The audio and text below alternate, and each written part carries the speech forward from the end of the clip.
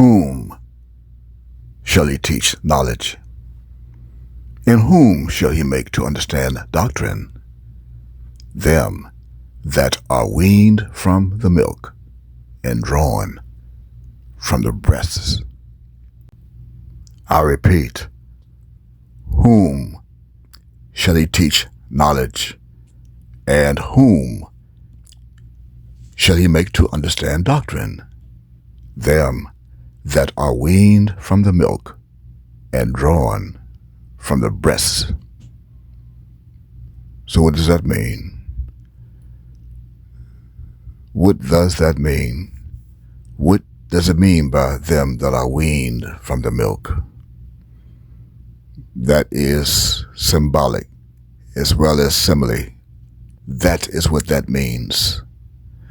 That means when he that will begin to teach the knowledge to those that were drawn from the breasts of someone else. They were drawn from the breasts of the first one who came to them as, I quote, Moses, Israel, end quote, and eventually left them as, I quote, Yahweh ben Yahweh, end quote. He was the breasts. But I will wean those that are left from the milk. Them that are weaned from the milk, symbolic. Why? Because milk is white. Milk is white. And in the beginning, in the year 2014, I was wearing all white that represented the milk. I was feeding those that came to me first as babes, drinking milk, weaned from the milk. Is also simile, which means prophetic. That was bound to happen during these last days.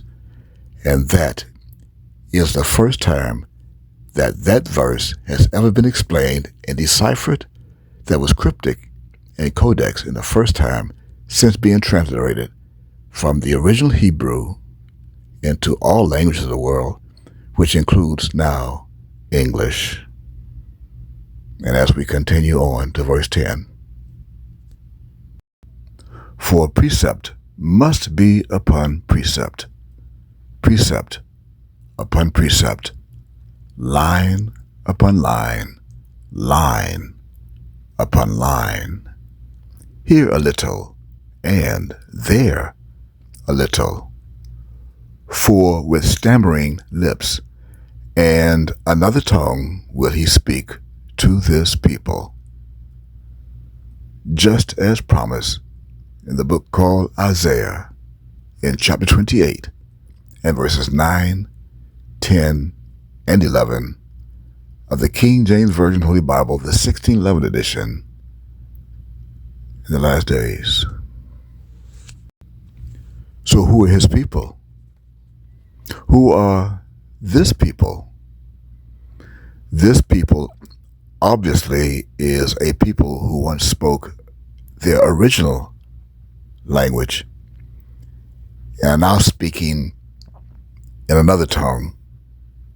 And this people today are called African Americans, though they are the roots and the children of Jacob, Israel, the fourth tribe of Israel, known as Yehudah, that were taken into slavery. These are the children of Yehudah that are now speaking another tongue, that I must now come to and speak in another tongue, even with stammering lips. Will I speak now to this people as follows. As a snare, watch ye therefore, and pray always, that ye may be accounted worthy to escape all these things that shall come to pass, and to stand before the Son of Man. This video testimony is intended and is being directed to all of the so-called African Americans that are now dwelling in the United States of America, of North America, as well as all the islands of the Caribbean and in every country where the so-called Negro slave was taken captive and sold during slavery.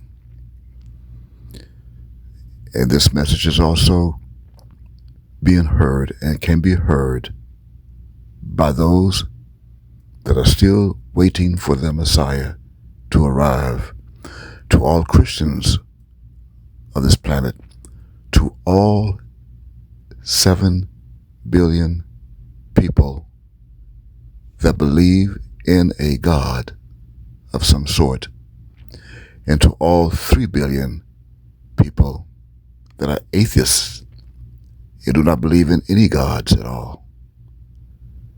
This testimony is a true testimony. It was preserved for the last days, the end of the world. The voice that you hear is a voice that was promised to be heard in prophecy. This is the word. This is the word of the Lord. This is the word from the beginning, even in the beginning. Thereby, in the beginning was the word.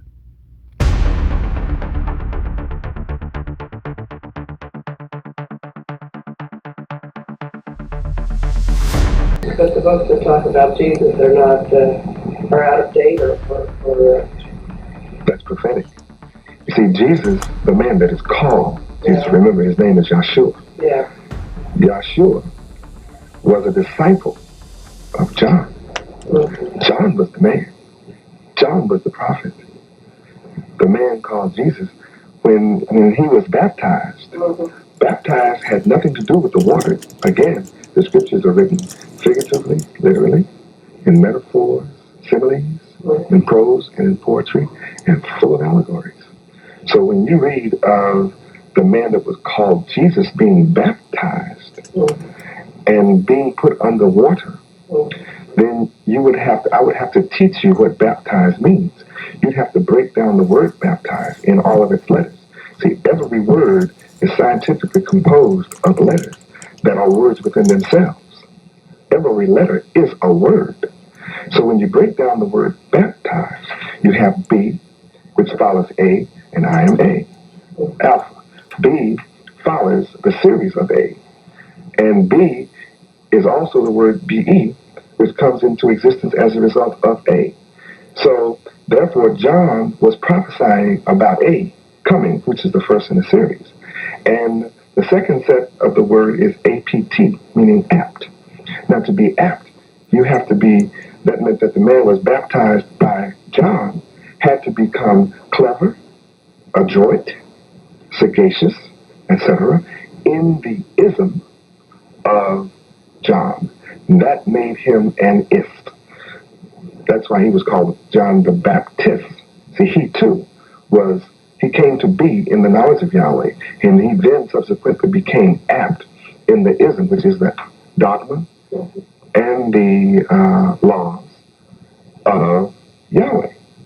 So, since John was the one that was the prophet, then the man that was called Jesus was baptized by him. That made him a student and a disciple of John, not the one. And when he attempted to assume the mantle of the one, he began to teach secrets that were not to be taught until the time of the one to come. He was 2,000 years, 1,900 years early of his coming. And when he began to reveal the knowledge of who Satan was, John 8:44, when he began to reveal the knowledge of the Son, the knowledge of whose right to rule it was, he could not afford to be left alive. So for breaking the secret, for teaching the secret that he had learned in secret, he was killed for it. And that's why he was hung in his shorts, without any clothes on, because he was initiated in that manner. That's why his collarbone was broken, and his head was hung to the side. See? Because that's a sign that all men who study in secret understand quite well. In the beginning was the Word, was with God, and the Word is God.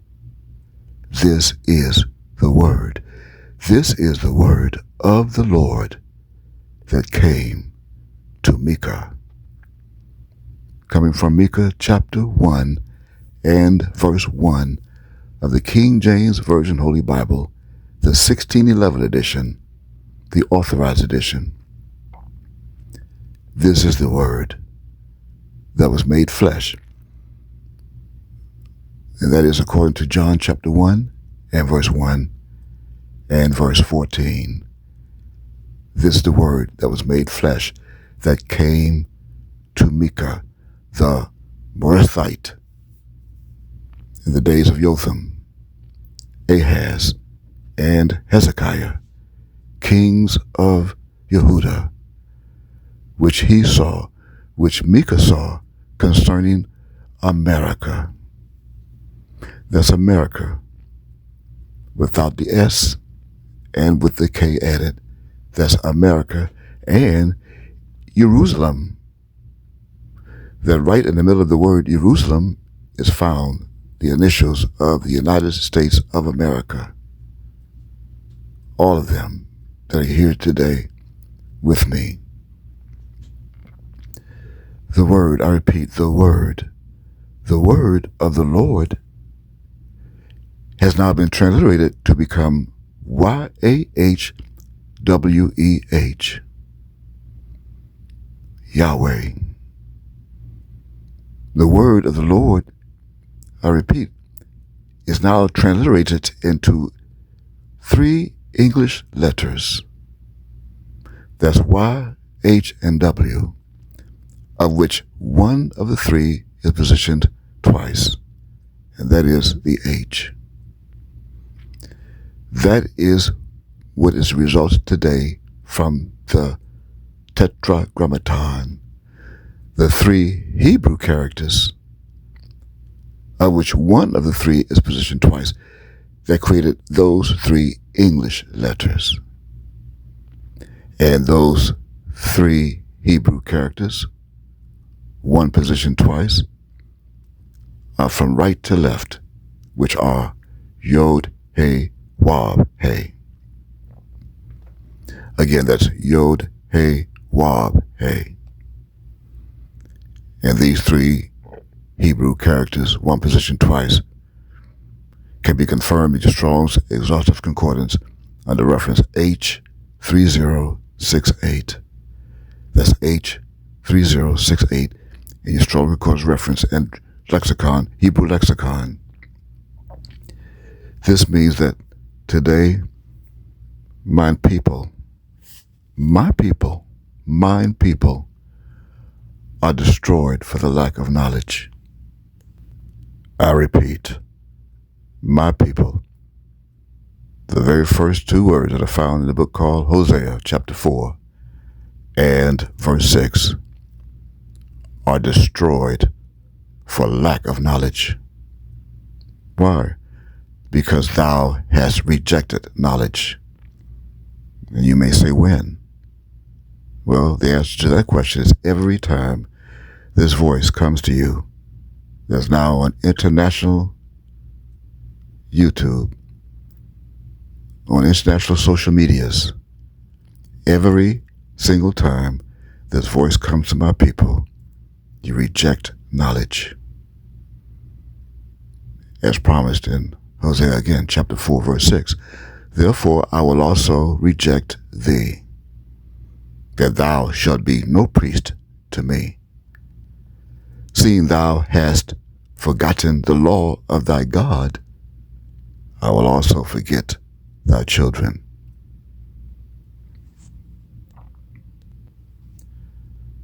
So now you may be asking, what did you forget? And you forgot your own ethnicity. You forgot your own culture. You forgot that you are Hebrew. You are Hebrew and ye are Hebrew. There's 2 of you, as promised in Matthew chapter 24. There is 2 of you. One of you is you, and one of you is ye. One is ye, and one is you. Just as it says in Matthew chapter 24 and verse 40. It's a promise. However, one of the two is going to be left. Just as it says in verse 40 of Matthew chapter 24, as I quote, "Then shall two be in the field, the one shall be taken, and the other left." That's quote, end quote. That's twins. Should you be hearing this voice right now, watching this video on social media, regardless of your ethnicity, your race, creed, color, you is a twin. You have a ye. Ye also have a you. That's two. And each one created from one character. You have one soul that was split into two characters. One personality, one person with two characters. A twin, which is ye and you, and both are symbolized by the English's letter that's known as H. H, which is the eighth English's letter from A. The H. This means that this H that you thought was an English alphabet is truly a symbol that is thousands of years old, that symbolizes a fence. This H symbolizes a fence. And this fence also is set there with a wall. I am the only one in the history of this world that explained the difference between ye, which is Y-E in English, and you, Y-O-U, also in English. No other black leader, black theologian, white theologian, European, no matter what country or ethnicity, no theologians has ever explained the difference between ye and you. As I left word of that with Rebecca, that there will be twins in her womb, and two manner of people shall be separated from her bowels, just as read in the book called the first book of Genesis, chapter 25 of Genesis, beginning at verse 20. That also sealed the numeric known as 40, the very same 40 of Matthew, chapter 24, that began the process of the two that would be in the field. That reads, as I quote, Genesis chapter 25, verse 20, "And Isaac was 40 years old when he took Rebekah to wife, the daughter of Bethuel, the Syrian of Pandanaram, the sister of Laban, the Syrian. And Isaac entreated the Lord, YHWH, for his wife. Why? Because she was barren. And the Lord, YHWH, was entreated of him. And Rebekah, his wife, conceived. And the children struggled together within her. The children, those very same children, are struggling together within her today. The children of Israel, the children of Esau, the children of the twins. You have a twin within her. And she said, "If it be so, why am I thus?" And she went to inquire of the Lord, YHWH. And in verse 23, the Lord, YHWH, said unto her, "Two nations are in thy womb, and two manner of people shall be separated from thy bowels. That's two manner of people, two different minds of one people. And the one people shall be stronger than the other people, and the elder shall serve the younger. And verse 24, and when her days to be delivered were fulfilled, behold, there were twins in her womb. Twins in her womb. And the first came out red all over like an hairy garment, and they called his name Esau. And after that came his brother out, and his hand took hold on Esau's heel. And his name was called Jacob. And Isaac was 80 years old when she bare them. Remember, at 40, she was barren. And 20 years later, between those 20 years, two different nations were born out of the womb, come out of the womb of Rebekah. This is cryptic, is codexed, is metaphoric, as well as prophetic. Just because you see here in this verse, as it was translated from the original Hebrew, that they came out of a womb as twins, does not necessarily mean they came out during the same day. They did not. This is symbolic and allegorical. One mind that became two twins, two manner of people, separated from the bowels. Two manner of people with one mind, twins. Two that would be left in the field, ye and you, and each one bears the symbol, the English's letter known as H, and the Hebrew symbol known as He. Again, this H for English is a fence. It symbolizes a fence. This is the same fence that is attached to two leaved gates that are found in the book called Isaiah in chapter 45.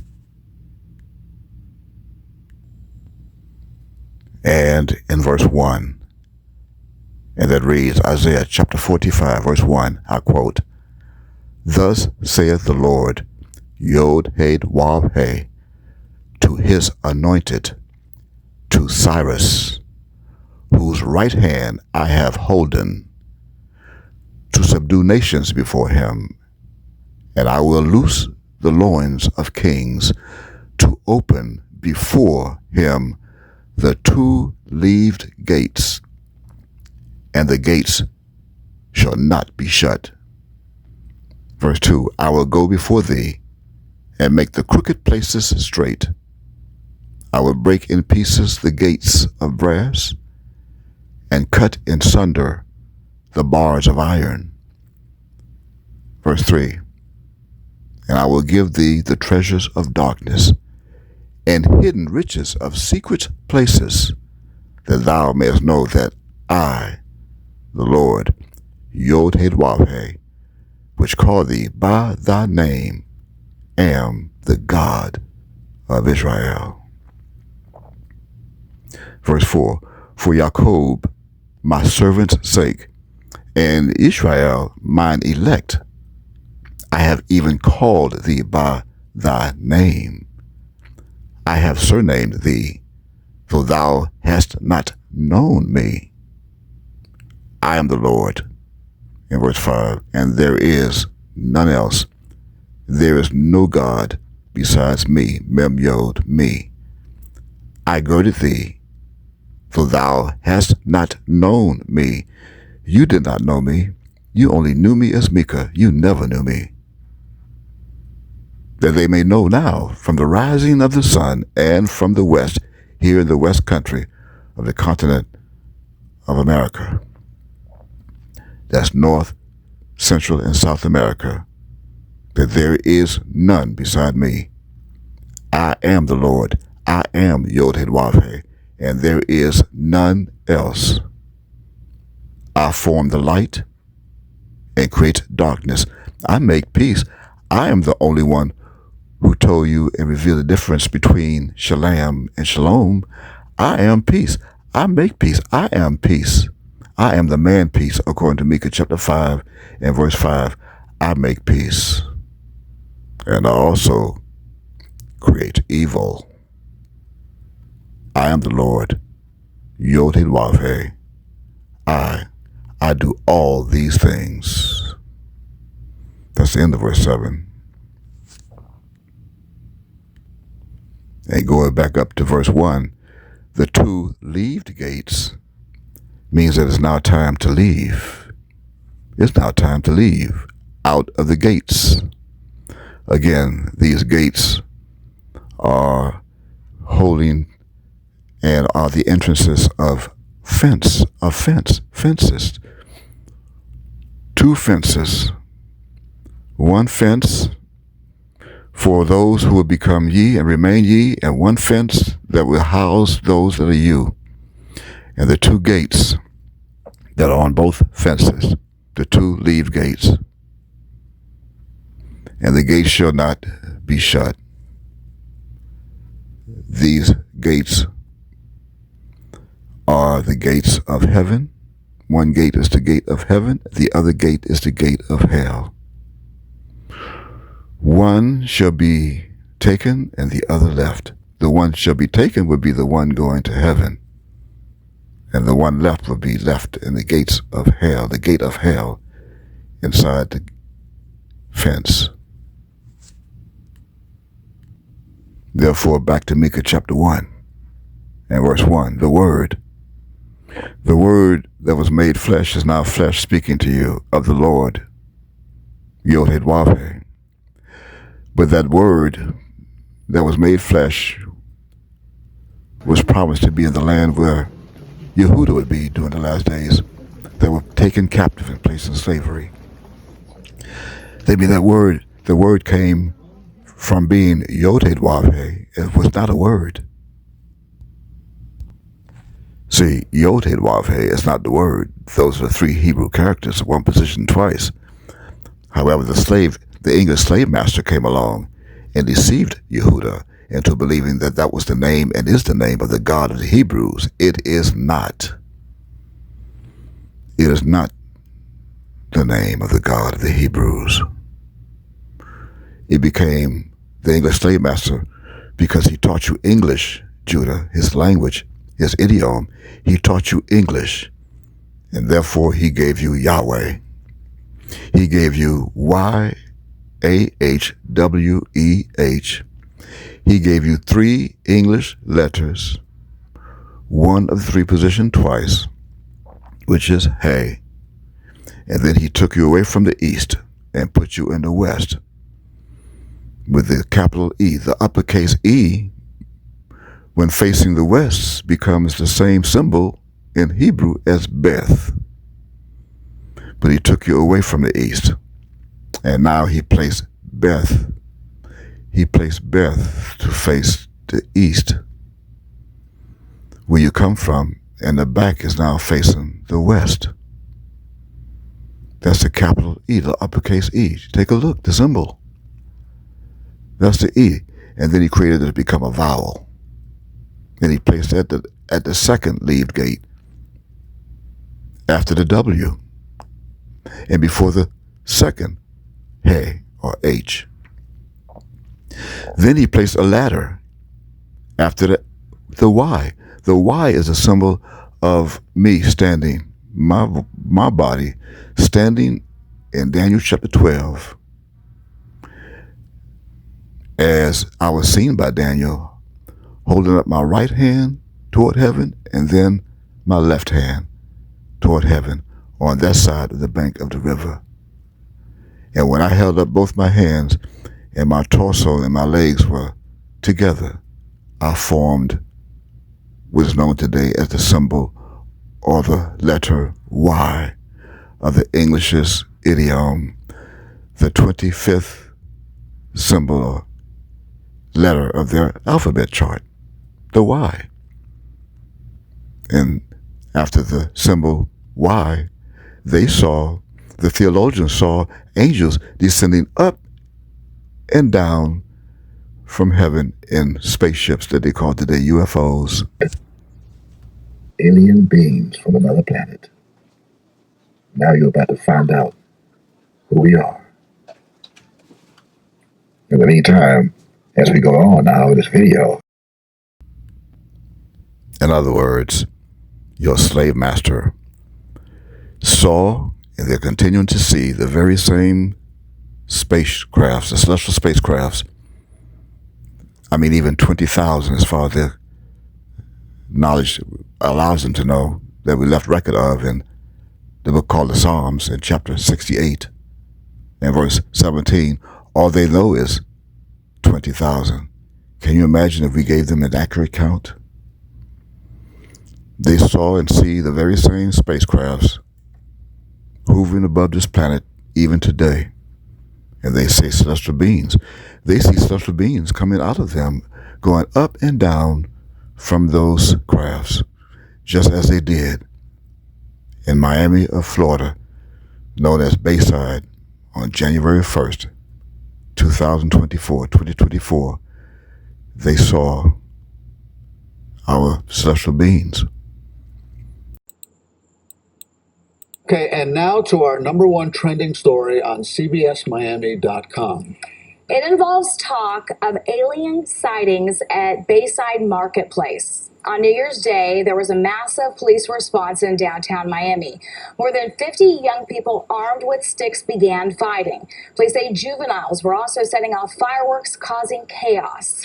So now people are posting online saying that police weren't there to handle a group of rowdy teens, but rather 8 to 10 feet tall, shadowy aliens. Conspiracy theories are saying a big creature could be seen standing in front of the entrance to the shopping area, Bayside. Today, the phrases Miami Mall and aliens of Miami have been among the top 10 searches on Twitter's trending tab. Just as Jacob saw when he was back in the days. As it says in Genesis chapter 28, beginning at verse 10, as I read, I quote, And Yaakov went out from Beersheba and went toward Haran, and he lighted upon a certain place and tarried there all night. Why? Because the sun was set. And he took of the stones of that place and put them for his pillows. And that today will explain why Yaakov and all of his children, especially the tribe called Yehuda, his fourth son, why they have stone heads, why their heads are so hard, because they use stones to lay as pillows on their heads, making them heads hard-headed, and will not hear a word that I'm saying, will not take heed to this knowledge that I'm giving you and teaching you. I'm the only one that is taught and is teaching this.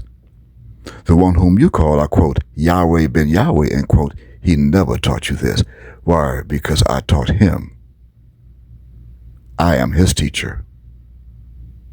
If he taught this, then you would know that you would lay down, you would have laid down in that place to sleep. But you did not. I laid you down to sleep in a spirit of deep sleep. I put you in a spirit of deep sleep.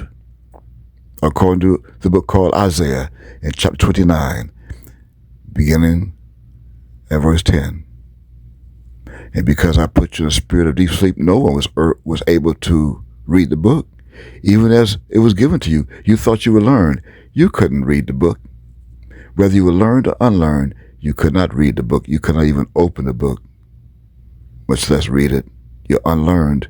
You're in the spirit of deep sleep. I am the only one that can bring you out of the spirit of deep sleep, just as promised in 1 Corinthians chapter 15. In Adam, all die. However, in the Christ shall all be made alive. I am here to make you alive, to live with me forever. Do you want to live with me as I come back for you? I come back for you from everlasting. I'm going to remind you of that in a few moments when we go back to the book called Micah, chapter 1. I come from everlasting, as it's documented in Micah chapter 5. I'm going to show you that.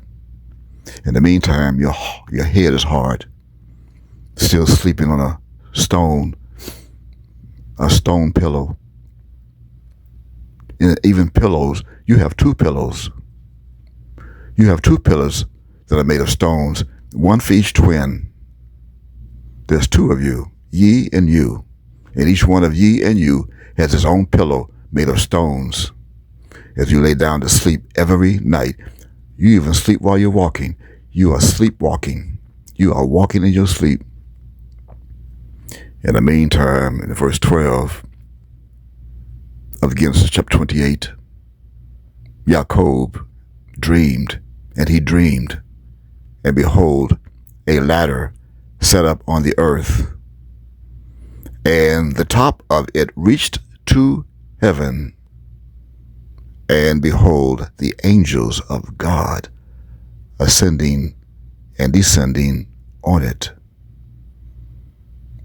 Now, this ladder was not just a straight up ladder. Remember, that's verse 12.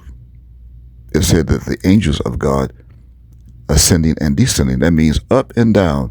That means this ladder took on the form and the shape of one going up and one going down on the other side, and in the middle, a river. That means that this ladder became like an symbol A, the uppercase A, and in the middle, a river. As one stood on that side of the bank of the river, today I stand on this side of the bank of the river, holding my hands toward heaven, they're shaped like a Y. Now you have the A, you have the Y. As I stand with my hands toward heaven, spread apart, just like a tree, a Y.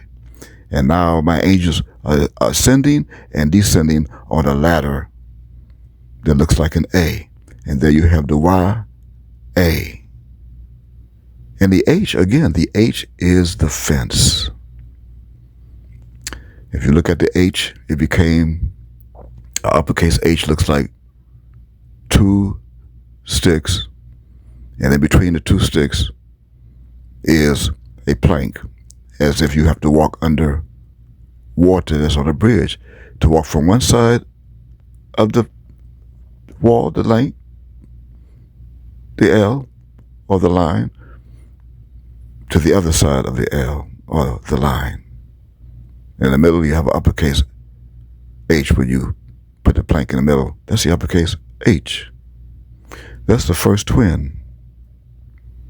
Then you have what you thought was W. There is no W.